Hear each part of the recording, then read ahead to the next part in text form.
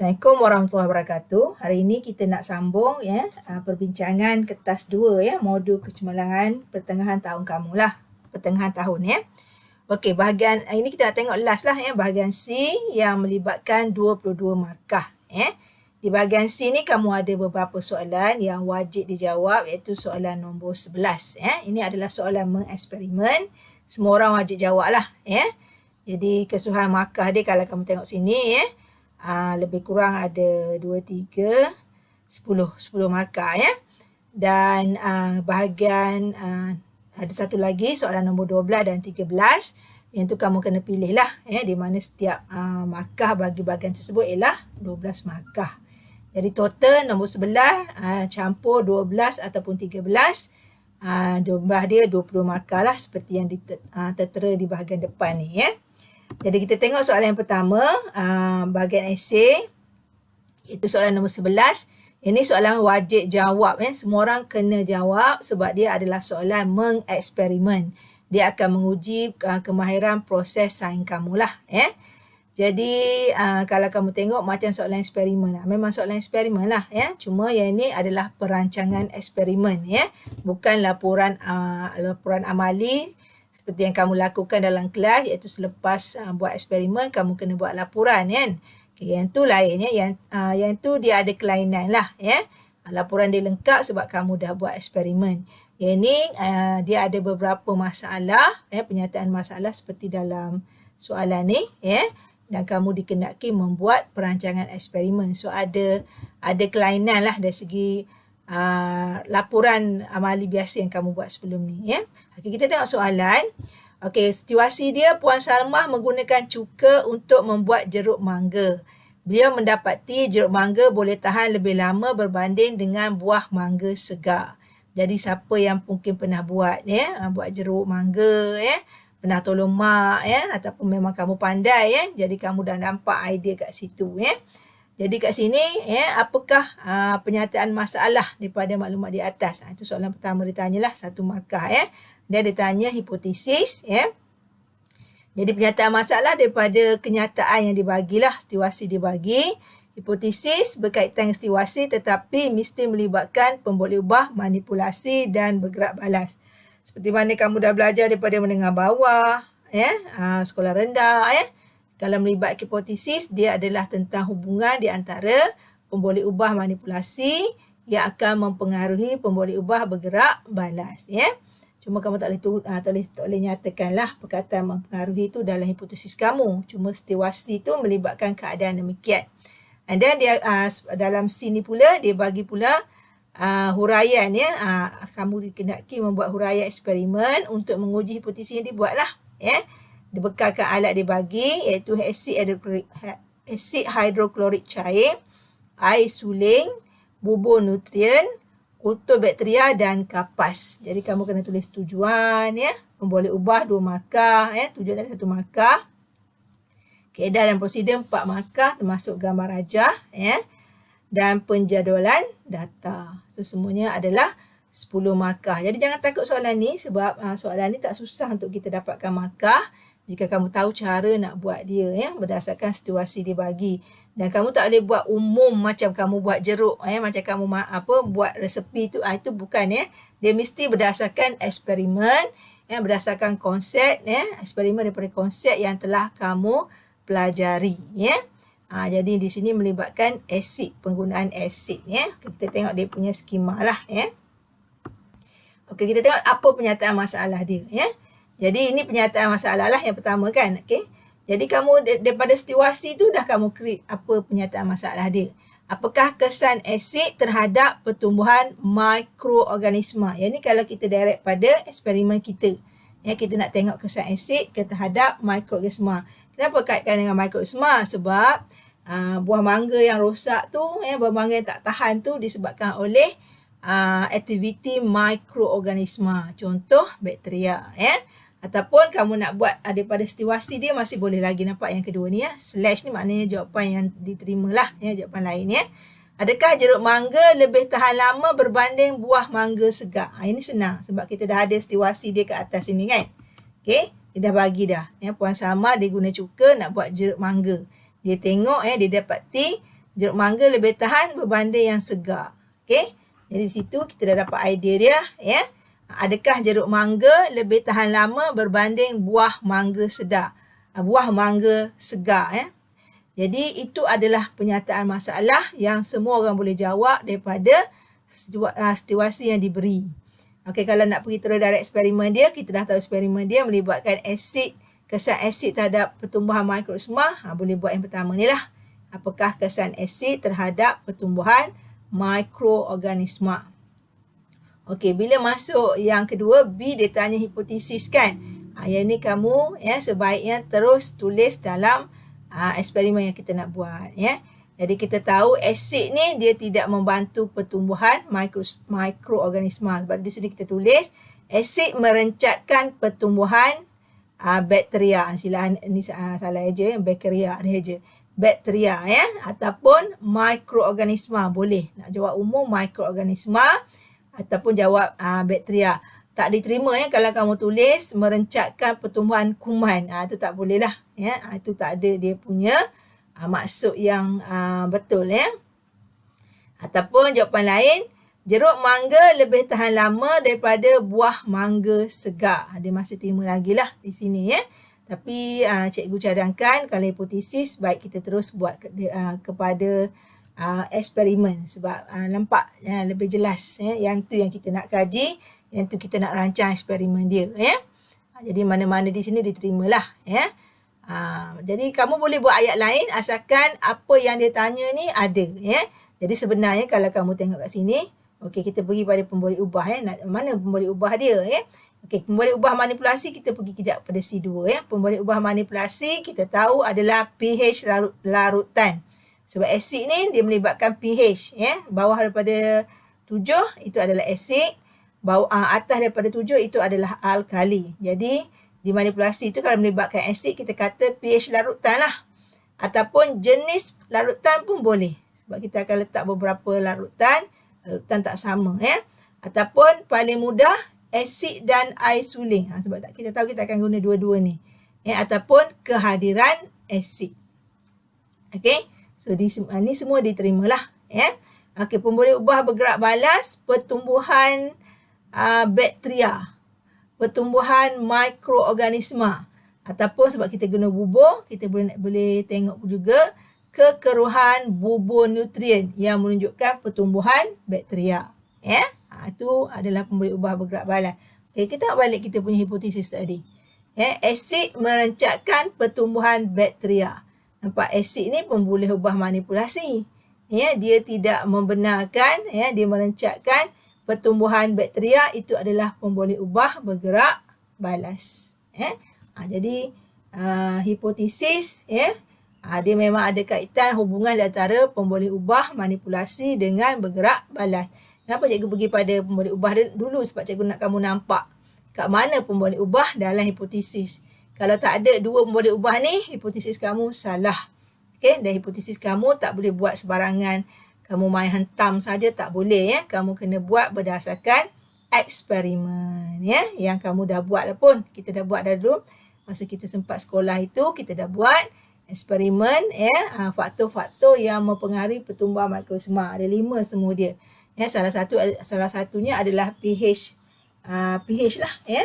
Kita dah buat, kita dah tengok di dalam keadaan pH asid, alkali ataupun yang neutral, air suling. Dah tentu yang neutral dia lebih bertumbuh lah, ya, lebih banyak pertumbuhan dia. Kita dah juga buat faktor lain seperti suhu, ya, faktor nutrien, kehadiran cahaya, ya. Apa lagi, ya? pH larutan, suhu, kehadiran cahaya, nutrien, ya. Kita ada 5 semuanya, ya. Sebenarnya 5 ni kita dah buat lah, ya. Kita dah buat ke 5-5-nya, ya.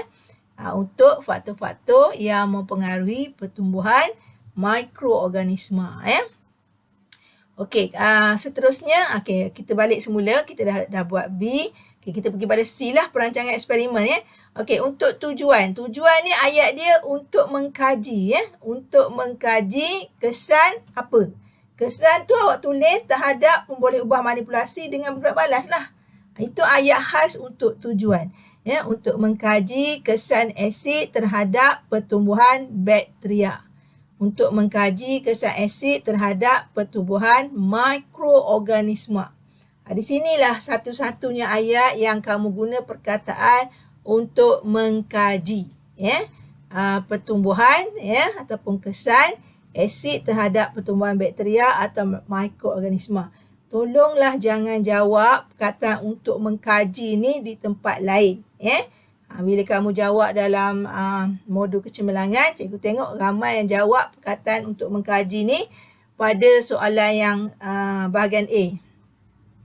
Tak kira lah kamu tulis pemerhatian ke, kamu tulis hubungan dia ke, ada perkataan untuk mengkaji sekian. So di situ dah tentu salah lah, ya. Jadi untuk mengkaji ni hanya untuk perkataan yang kita gunakan untuk membina ayat, untuk kita jawab soalan yang dia tanya pasal tujuan. Tujuan ada dalam exam soalan nombor 11 ialah kelas, ya. Satu lagi kamu tulis kat mana? Dekat laporan amali tujuan dia. Itu je, ya. Jangan kamu buat di mana-mana bahagian jawapan lain. Memang tidak diterima, ya. Jadi tolong beringat tentang apa yang cikgu cakap ni. Okey. Okey, nampak dekat hipotesis ada boleh buat manipulasi dan bergerak balas. Okey, untuk tujuan pun kita tulis, nampak kesan asid manipulasi kan. Pertumbuhan bakteria bergerak balas. Still, ya, nampak hipotesis, tujuan, ya. Dekat pun boleh ubah dah tentulah. Dan satu lagi nanti kita tengok dekat jadual. Pun kamu tulis dua ni, pun boleh ubah manipulasi dan bergerak balas. Jadi tolong ingat. Boleh ubah kita dah tengok manipulasi dan bergerak balas. Seterusnya kita nak tengok pemboleh ubah mala. Pemboleh ubah mala ni pemboleh ubah yang tidak berubah sepanjang eksperimen yang kamu lakukan. Ya, jadi kalau kita kita ada 5 faktor. Ya, kalau kita dah kaji tentang pH larutan, ya, maka 4 lagi tu kita boleh tulis sebagai pemboleh ubah mala. Okey. Ataupun yang paling mudah kalau untuk eksperimen melibatkan bakteria, jenis bakteria lah. Yang ini memang diterima untuk eksperimen ataupun perancangan eksperimen yang melibatkan pertumbuhan mikroorganisma. Biasa kita guna jenis bakteria yang sama, ya, Bacillus subtilis, ya. Okey, kamu boleh tulis juga benda lain lah, ya. Kamu boleh tulis suhu, ya. Kamu boleh tulis kehadiran nutrien, ya, isi padu nutrien, ya. Apa lagi kita boleh tulis, ya. Okay, jadi ada beberapa faktor yang kamu boleh tulis lah, ya, yang melibatkan pertumbuhan, yang melibatkan faktor-faktor pertumbuhan mikroorganisma.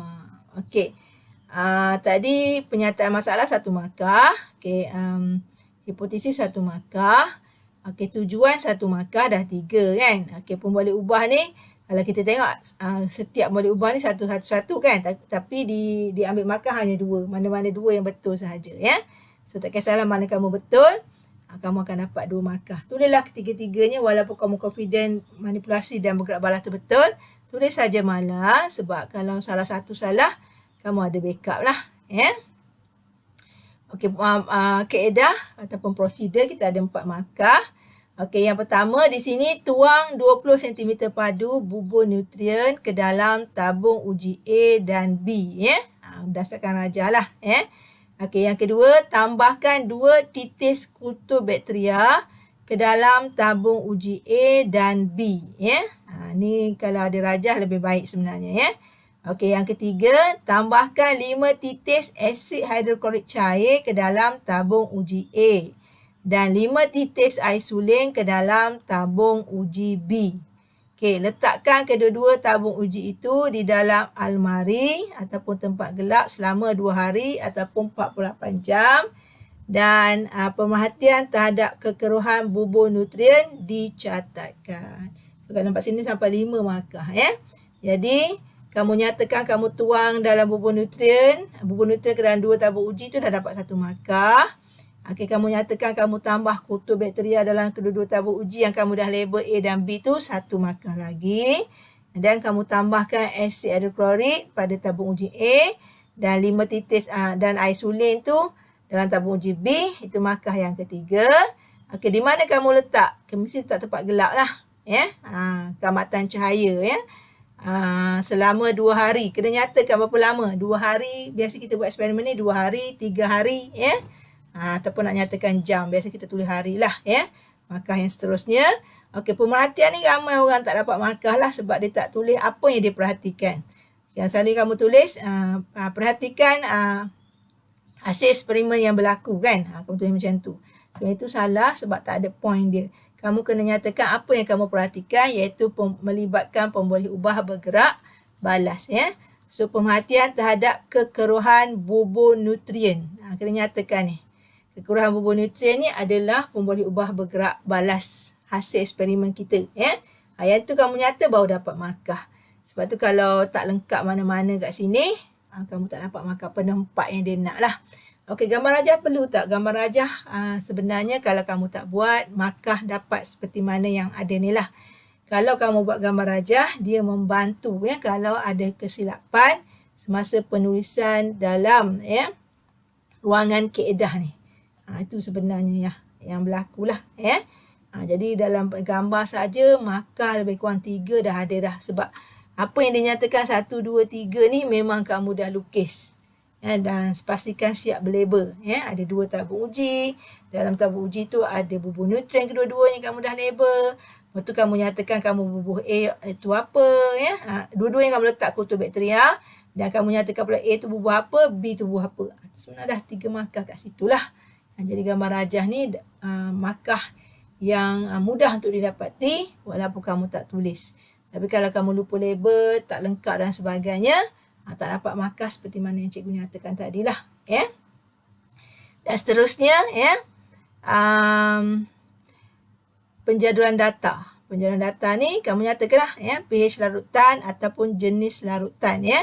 Okey, iaitu asid dan isolin. Ya. Ni memang kena letak kelas. Ya. Yang ni pemboleh ubah manipulasi, pH larutan ataupun jenis larutan, dan kamu nyatakan apa dia yang kamu masukkan tu. Ya, iaitu yang pertama asid, yang kedua isolin.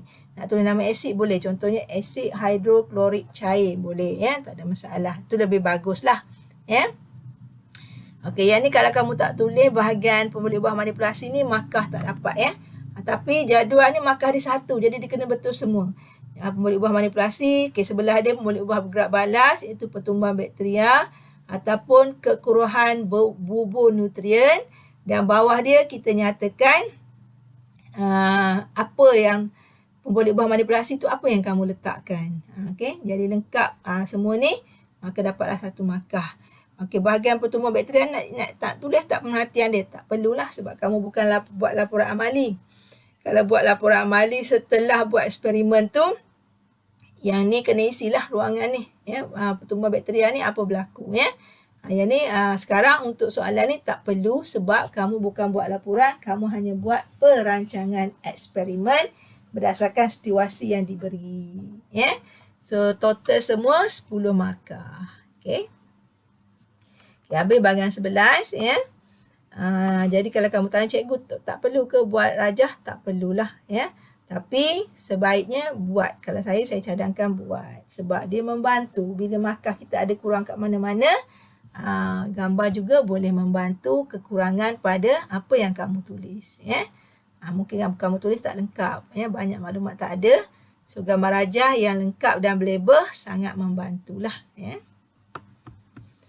Okey, soalan 12 dan 13 ni cikgu dah kata adalah soalan pilihan. Ya. Ada soalan mengkonsepsi, ada soalan penyelesaian masalah, ada soalan membuat keputusan. Ya. Kalau di sini kita tengok dia lebih kepada yang ni lebih kepada apa membuat keputusan lah ni. Ya. Nak kata buat keputusan tak juga ya. Melibatkan masalah lah ni. Ya. Penyelesaian masalah dan bagaimana kita nak selesaikan ya. Okey, soalan di sini dia ada sebenarnya ada 12 markah. Okay, bahagian A ditanya apakah maksud pemprosesan makanan, dan B dia suruh nyatakan perbezaan antara pasangan teknologi pemprosesan makanan berikut dan dia nak contoh ya. Okay, kita tengok A dululah ya, apa maksud pemprosesan makanan. Okay, di sini cikgu dah tulis pemprosesan makanan adalah kaedah untuk membunuh mikroorganisma. Nampak cikgu garis 1 ya. Ini 1 markah. Menjadikan makanan lebih tahan lama. Daripada maksud pemprosesan makanan tu ada 2 markah. 2 markah kat mana yang cikgu highlightkan ataupun cikgu gariskan ni lah. Ya. membunuh mikroorganisma 1 markah. Makanan lebih tahan lama bila dibunuh mikroorganisma tu 1 lagi markah. So 2 markah lah dapat ya dalam satu ayat ni. Okey, seterusnya B dia suruh kamu nyatakan perbezaan pasangan teknologi. Okey, dia ada soalan 1 Roman dan 2 Roman ya. Dan nyatakan juga contoh. Okey. Ini 1 markah tak ada. Tadi cikgu dah nyatakan ini ya, soalan A ni. Okey, maksud pempasteran ya. Pempasteran ini adalah makanan dipanaskan pada suhu 63 darjah Celsius selama 30 minit atau pada suhu 72 darjah Celsius selama 15 saat dan disejukkan serta-merta. Ini proses dia, kamu kena tulis. Dalam proses pempasteran memang ada 2 suhu dan ada masa. Kalau 63 kelas, masa dia 30 minit. Kalau 72, masa dia 15 saat. Yang ni memang kamu kena ingat sebab soalan selalu tanya dalam objektif, dalam struktur dan sebagainya. Dia akan tanya masa, dia akan tanya suhu dia. Okey, contoh makanan pempasteran ni makanan yang kita nak makan dalam keadaan segar ya. Contoh susu, jus buah-buahan ya. Ni benda yang kita nak makan dalam keadaan segar lah, susu segar lah, bukan susu tin ya. Okey, di sini. Okey, ni 1 markah ya. Okey, ni 1 markah untuk kamu nyatakan maksud pempasteran dan contoh makanan ni 1 markah. Sorry kelas. Ni dia kongsi markah ya. Kamu nyatakan proses dia dengan contoh ya, walaupun dia dua-dua betul, yang ni baru dapat 1 markah ya. Okey, sebab kita ada satu lagi iaitu pendehidratan. Pendehidratan kita kena nyatakan maksud pendehidratan. Pendehidratan ni bahasa mudah dia kita kering lah. Kita keringkan bawah cahaya matahari ataupun dalam oven ya. Jadi pendehidratan ni kita singkirkan air ya.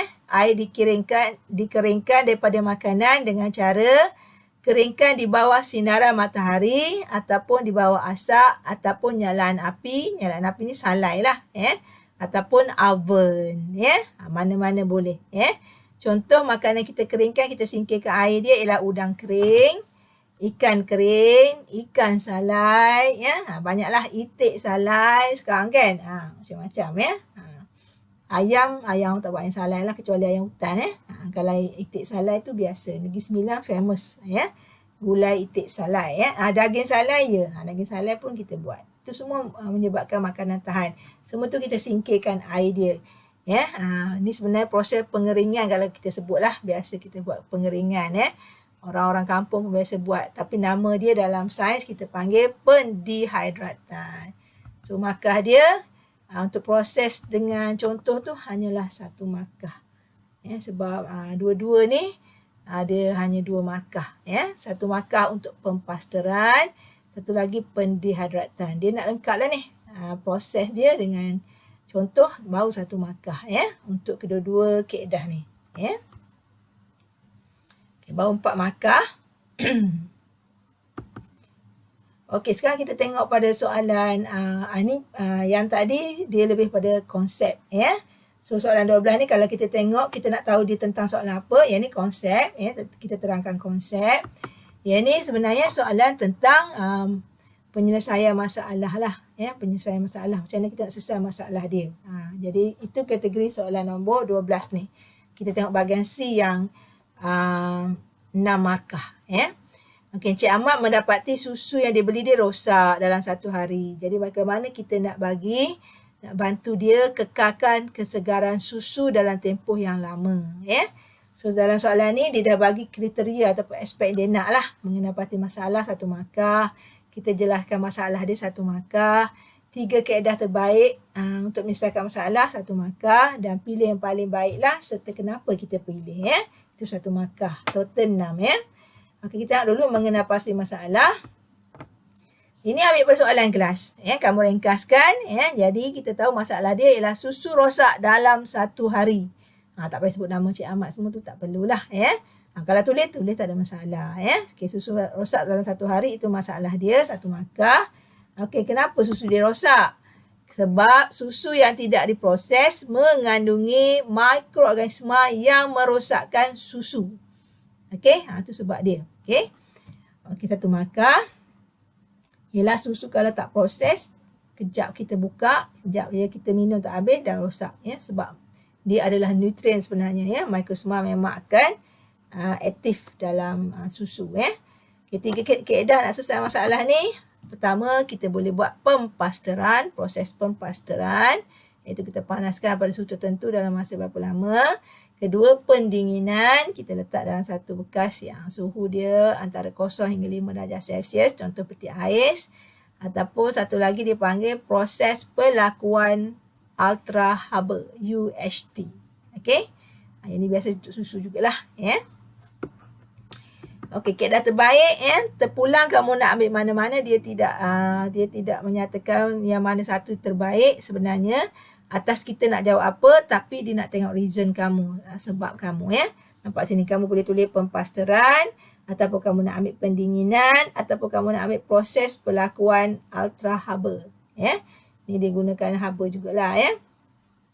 Kerana dapat mengekalkan kesegaran susu bagi tempoh yang lebih panjang. Macam mana dapat yang terakhir ni? Biasa yang terakhir ni pelajar tak dapat ya. Pilihan tak kisah mana-mana lah dia terima ya. Nah, yang terakhir ni macam mana kita nak dapat markah dia berdasarkan masalah. Apa masalah dia? Kita nyatakan kita dapat selesaikan masalah tersebut. Itu sebenarnya key untuk jawab yang terakhir ni, yang keempat, yang keenam sorry ya. Kita pilih apa, sebab apa. Kita kena nyatakan bahawa kita berjaya menyelesaikan masalah dia. Sebab tu dia soalan tentang penyelesaian masalah. Jadi kita nyatalah ya. Kita gunakan kaedah apa yang kita nak kerana dapat kekalkan kesegaran susu bagi tempoh yang lama. Bukankah itu yang kita nak? Bukankah itu masalah dia? Ya, susu tak kekal lama, mudah rosak dalam masa yang singkat. Jadi kita nak susu tu segar dalam masa yang lama. Jadi kita nyatakanlah.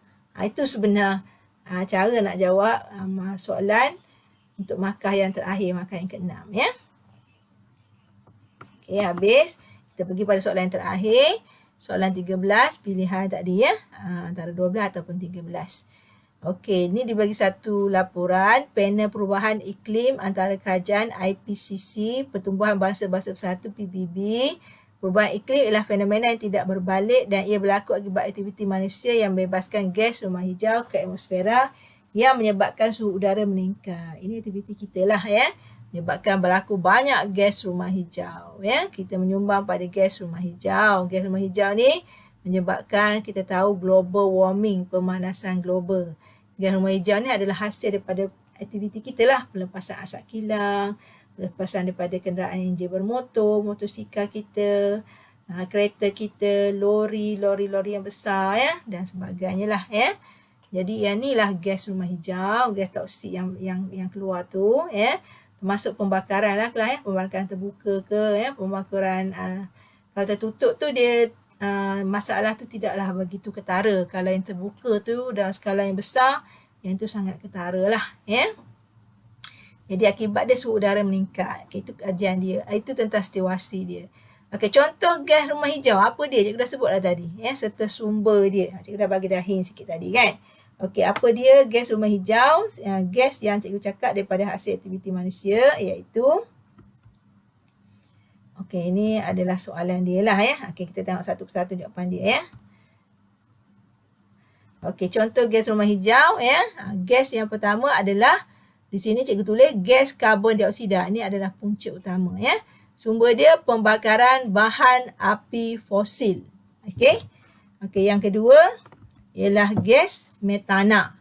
Dan sumber dia ialah sektor peternakan ya, sumber semula jadi seperti kawasan paya ya. Jadi setiap ni satu markah lah. Gas satu markah, sumber satu markah, metana satu markah, sumber satu markah. Sebab dia nak di sini contoh gas rumah hijau serta sumber dia. Contoh-contoh maknanya lebih pada satu lah. Kamu boleh tulis banyak tak apa. So setiap ni ada markah lah. Okay, kamu sidang ni adalah sumber utama kepada gas rumah hijau. Memang daripada pembakaran api fosil, bakar sampah ke, ya, asap kilang ke, ya, kenderaan motor ke, sentiasa adalah. Metana ni ya, daripada aktiviti seharian kita lah, ya. Dia keluar gas metana. Termasuk di kawasan pelembusan sampah sarak tu pun banyak gas metana ya, hasil daripada pembuangan sisa-sisa yang kita lakukan setiap hari. Okey, semuanya 4 markah. Soalan B dia tanya apakah maksud tapak tangan karbon serta apakah tujuan dia. Okey, tapak tangan karbon kamu dah belajar masa 3 4. Dia adalah kesan positif produk ke atas alam sekitar sepanjang kitaran hayat dia.